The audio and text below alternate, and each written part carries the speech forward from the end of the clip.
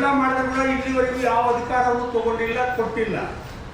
ಕಾರಣ ಇಷ್ಟೇ, ಇಲ್ಲಿ ಏನಾಗಿದೆ ಅಂದರೆ ಈ ಸೌರವ್ಯೂಹದ ಒಂದು ಸೂತ್ರ ಇದೆಯಲ್ಲ, ಆ ಗ್ರಹಗಳ ಸುತ್ತ, ಈ ಸೂರ್ಯನ ಸುತ್ತ ಸುತ್ತತಕ್ಕಂಥ ಗ್ರಹಗಳಿಗೆ ಮಾತ್ರ ಪೂಜೆ ಸಲ್ತದೆ.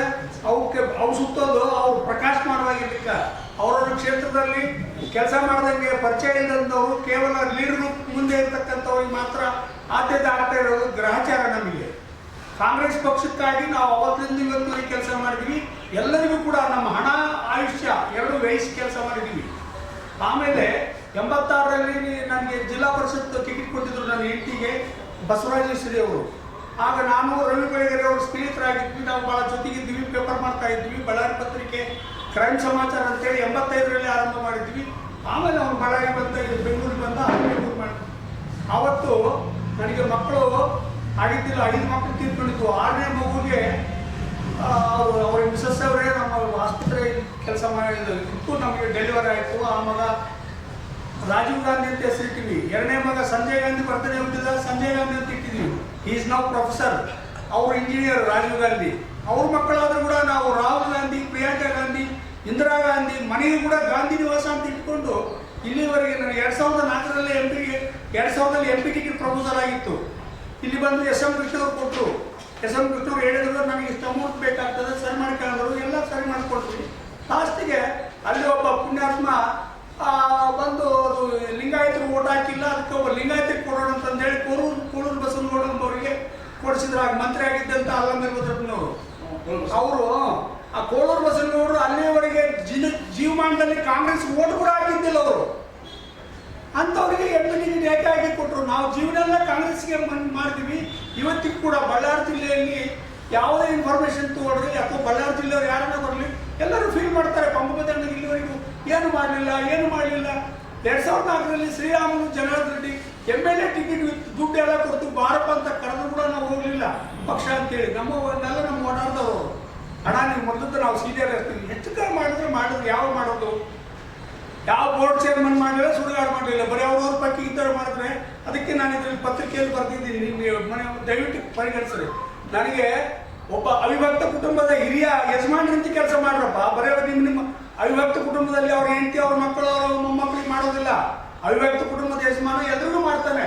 ಮೇಲಾಗಿ ನನಗೆ ಅರ್ಹತೆ ಇಲ್ಲ. MA ಓದಿದ್ದೀನಿ ನಾನು. ಕಾಂಗ್ರೆಸ್ ಬಿಟ್ಟು ಬೇರೆ ಎಂದೂ ವಿರೋಧ ಮಾಡಿಲ್ಲ ನನ್ನ ಜೀವಮಾನದಲ್ಲಿ. ನನಗೆ ವಿಷಯ ಇಟ್ಟವರು ಕೂಡ ನಾನು ಕಾಂಗ್ರೆಸ್ಸೇ ಮಾಡಿದ್ದೀನಿ. ಈ ಥರ ಮಾಡಿದ್ರೆ ಹೆಂಗೆ?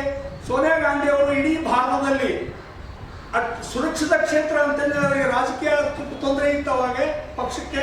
ಅದಕ್ಕಾಗಿ ಅವರು ಬಳ್ಳಾರಿ ಕ್ಷೇತ್ರಕ್ಕೆ ಬಂದು ನಿಂತ್ಕೊಂಡ್ರು.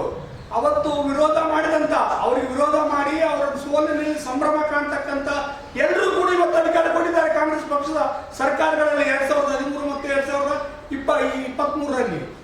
ನಾವೇನು ಕರ್ಕೊಂಬ ಮಾಡಿದ್ವಿ, ಬಂದೋಗೆಲ್ಲ ಮಾಡ್ತೀವಿ. ಪ್ರೆಸ್ ಮೀಟ್ ನಾವೇ ಮಾಡೋದು, ಪಾರ್ಟಿನ ಡಿಫೆಂಡ್ ಮಾಡೋದು ನಾನೇ. ಅದಕ್ಕಾಗಿ ನಾವೊಂದು ಪತ್ರಿಕೆಗೆಲ್ಲ ಒಂದು ಹಾಲ್ ಕಟ್ಟಿಸಿದ್ದೀನಿ ಬಳ್ಳಾರಿಯಲ್ಲಿ. ಅಲ್ಲೆಲ್ಲರೂ ಪ್ರೆಸ್ ಮೀಟ್ ಮಾಡ್ತಾರೆ, ಬೇರೆ ಬೇರೆ ಕೆಲಸಗಳು ಮಾಡ್ತಾರೆ. ಯಾರ್ಯಾರು ಸೋನಿಯಾ ಗಾಂಧಿ ಎಲೆಕ್ಷನ್ ಒಳಗೆ ವಿರೋಧ ಮಾಡಿದ್ದಾರೆ ಅವರೆಲ್ಲರಿಗೂ ಅಧಿಕಾರ ಕೊಟ್ಟಿದ್ದಾರೆ. ನಾವೇನು ಕರ್ಮ ಮಾಡಿದ್ವಪ್ಪ? ನಮ್ಮ ಜೀವಮಾನದಲ್ಲಿ, ನಮ್ಮ ವಂಶದಲ್ಲಿ ಯಾರು ಕೂಡ ಗ್ರಾಮ ಪಂಚಾಯತ್ ಸದಸ್ಯರು ಕೂಡ ಆಗಿಲ್ಲ. ಆದರೆ ನಾನು ಮಾಡಿದ್ದೀನಿ, ಎಲ್ಲರಿಗೂ ಮಾಡಿದ್ದೀನಿ. ಉಗ್ರಪ್ಪನವ್ರು ಕರ್ಕೊಂಡು ಯಾವುದೋ ಒಂದು ವೀಕೆಂಡ್ ಕಮಿಟಿಗೆ ಮಾಡಿದ್ರೆ ನಾನು ಉಗ್ರಪ್ಪನವ್ರಿಗೆ ಕರ್ಕೊಂಡು ಹೋಗಿ ಬಳ್ಳಾರಿಗೆ ಹೋಗಿ ಕರ್ಕೊಂಡು ಒಳ್ಳೆ ಕ್ಯಾಂಡಿಡೇಟ್ ಕೊಡ್ರಿ ಅಂತೇಳಿ ಕೊಡಿಸಿದ್ವಿ. ಇವತ್ತು ಯಾರೂ ಇಲ್ಲ. MLA ಟಿಕೆಟ್ಗಳು ಕೊಟ್ಟಿದ್ದು ನಾನು. ಆಮೇಲೆ 89ರಿಂದ ಇಲ್ಲಿವರೆಗೆ ಬಳ್ಳಾರಿ ಕಾರ್ಪೊರೇಷನ್ ಟಿಕೆಟ್ಗಳು ಕೊಡೋ ಹೊತ್ತಿಗೆ ನಂದೇ ಮುಖ್ಯ ಪಾತ್ರ ಇರ್ತದೆ. ನಾವು ನೋಡಿಕೊಡ್ತೀವಿ. ಪಕ್ಷದಲ್ಲಿ ಸೀನಿಯಾರಿಟಿ ಇರಲಿ, ಸಿನ್ಸಿಯಾರಿಟಿ ಇರಬೇಕು, ಅವ್ರ ಸಾಧನೆ ಇರಬೇಕು, ಸಾಮಾಜಿಕ ನ್ಯಾಯ ಇರಬೇಕು. ಸಾಮಾಜಿಕ ನ್ಯಾಯ ಅಂದರೆ ಬರೀ ಅವನ ಕಳ್ಳಗೆ ಸುಳ್ಳಿಗೆ ದಲಾಲ್ ಮಾಡೋನಿಗೆ ಕೊಡೋದಲ್ಲ. ಯಾರು ಆಯಾ ಸಮಾಜಗಳಲ್ಲಿ ಯಾರು ಎಬಿಲಿಟಿ ಇರ್ತದೆ, ಯಾರಿಗೆ ಅರ್ಹತೆ ಇರ್ತದೆ, ಯಾರು ಸಾಧನೆ ಮಾಡಿದ್ದಾರೆ, ಆಮೇಲೆ ಕಮಿಟ್ಮೆಂಟ್, ಪಾರ್ಟಿ ಕಮಿಟ್ಮೆಂಟ್ ಇರ್ತದೆ, ಅವ್ರು ನೋಡಿಕೊಡ್ಬೇಕು. ಅವ್ರಿಗೆ ಅನ್ಯಾಯ ಆಗಬಾರ್ದು. ಅದು ಸಾಮಾಜಿಕ ನ್ಯಾಯ. ಈಗಲೂ ಕೂಡ ನಾನೆಲ್ಲ ಹೈಕಮಾಂಡ್ ಖರ್ಗೆ ಅವರಿಗೂ, DK ಶಿವಕುಮಾರ್ ಅವ್ರಿಗೂ, ಸಿದ್ದರಾಮಯ್ಯ ಅವರಿಗೂ ನಾನು ಮನವಿ ಮಾಡೋದಿಷ್ಟೇ, ನಾನು ಅಪಾವಣೆ ಮಾಡಲ್ಲ. ನಾನು ಬಾಯಿ ಬಿಚ್ಚಿದ್ರೆ ಗೊತ್ತಾಗದಂಗೆ ಅಡಗ ಕುಂಟೆ ಅಮ್ಮ ಕೂಡ ಬಿಡೋದು ಅಂತ ಹೇಳ್ತಾರೆ ತೆಲುಗಿನಾಗೆ.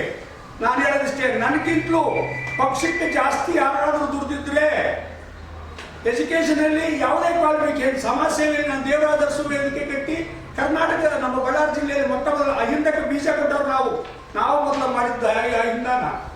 ನಾನು ಕಲ್ಲುಕಂಬ ಪಂಪಾಪತಿ ಅಂತೇಳಿ ಬಳ್ಳಾರಿಯಿಂದ ಬಂದಿದ್ದೀನಿ.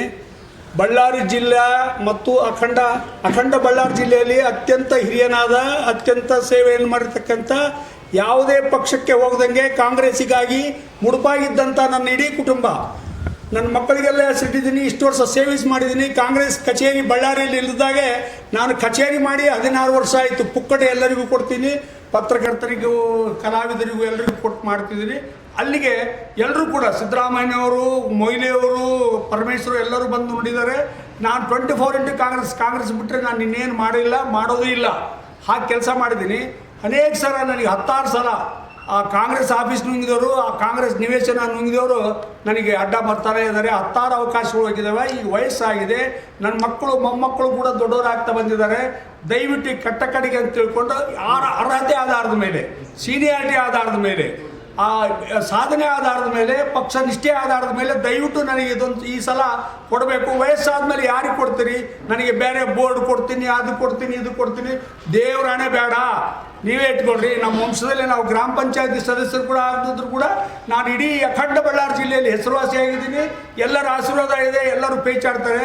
ಅದನ್ನು ಪರಿಗಣಿಸಿ, ನನ್ನ ಸೇವೆಯನ್ನು ಮತ್ತು ಅರ್ಹತೆಯನ್ನು, ನಿಷ್ಠೆಯನ್ನು ಪರಿಗಣಿಸಿ ದಯವಿಟ್ಟು ನನಗೆ MLC ಮಾಡಬೇಕಂತಂದೇಳಿ ಕೇಳ್ಕೊಳ್ತೀನಿ. ಯಾವುದಕ್ಕೆ ನೆಪ ಹೇಳ್ಬೇಡ್ರಿ. ನನಗೆ ಯಾವುದೋ ಒಂದು ಸಮಾಧಾನ ಬಹುಮಾನ ಕೂಡ ಕೊಡಬೇಡ್ರಿ. ಕೊಟ್ಟರೆ ಕೂಡ ನಾಳೆ ತೊಗೊಳ್ಳಿಲ್ಲ ಅಂತಂದೇಳಿ ನನಗೆ ಬೇಜಾರು ಮಾಡ್ಕೊಬೇಡ್ರಿ ಅಂತೇಳಿ ಕೈ ಮುಗಿದು ಕೇಳ್ಕೊಳ್ತೀನಿ. Thank you.